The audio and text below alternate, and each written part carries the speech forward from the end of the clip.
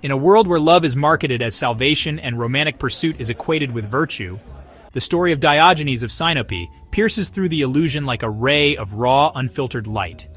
A man who lived in a barrel, spat on conventions, and exposed societal hypocrisy, not with violence, but with satire and defiance. Diogenes stood as a mirror to human folly. This modern reflection of his wisdom targets the tragedy of men who spend their lives chasing validation, particularly from women, rather than seeking it from within. From a young age, many men are taught that their worth is tied to their ability to win a woman's affection.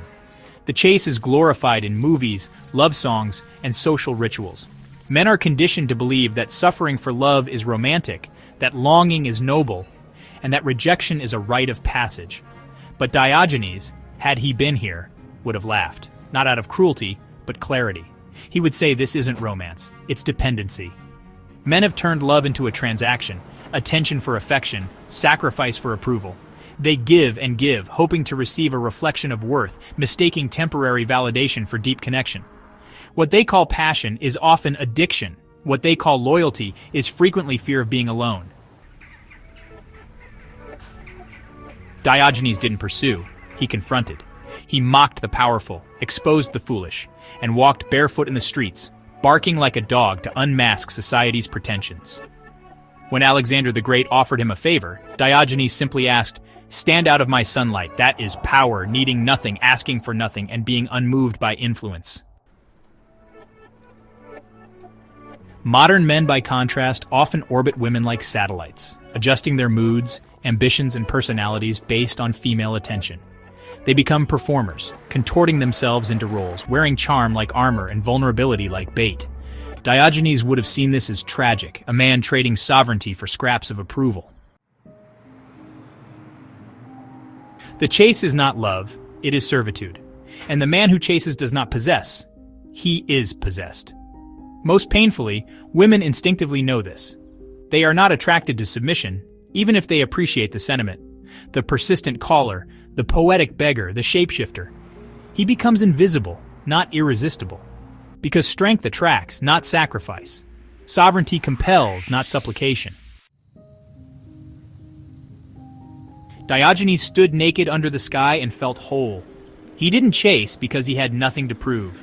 Until a man can find this same completeness within himself, he will remain trapped in a cycle of pursuit and heartbreak, building dreams on glances and futures on fragments. Hope is the most dangerous bait. Just enough affection, an occasional compliment, a late-night conversation, keeps the man addicted. He mistakes breadcrumbs for a banquet, and fantasy for commitment. This isn't weakness, it's programming.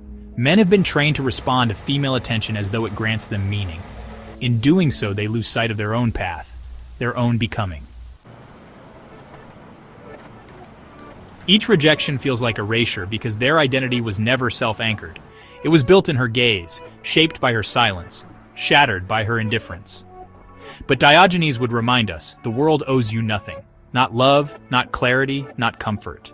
The only promise it makes is that the chase will hollow you out if you let it. What does it mean to stop chasing? It is not bitterness. It's not becoming a misogynist or denying love. It's unlearning the myth that your worth must be earned through suffering. It is reclaiming your identity not from women, but from illusion.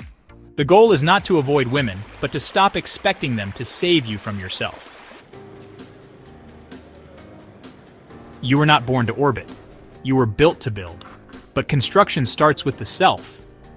Real love, the kind that isn't born from desperation, can only happen when you no longer need it. When your self-respect is louder than your loneliness, you become magnetic, not because you chase, but because you don't have to. The tragedy isn't that women leave. The tragedy is that men hand over their self-worth hoping to be chosen, instead of choosing themselves first. Diogenes said, "I do not possess, so I am not possessed." His words echo as a call to arms to drop the act, kill the chase, and unmask the performance, because if she didn't want you when you were silent, she doesn't deserve you when you're singing. Let her go, not with anger, but with dignity. If she stays, let it be because she wants to walk beside you, not because you knelt to her. You don't become a man by chasing women. You become a man by standing still, by facing yourself, by walking the harder path, alone if you must. And perhaps, in the silence of your own presence, you'll finally meet the version of yourself that never needed to chase at all.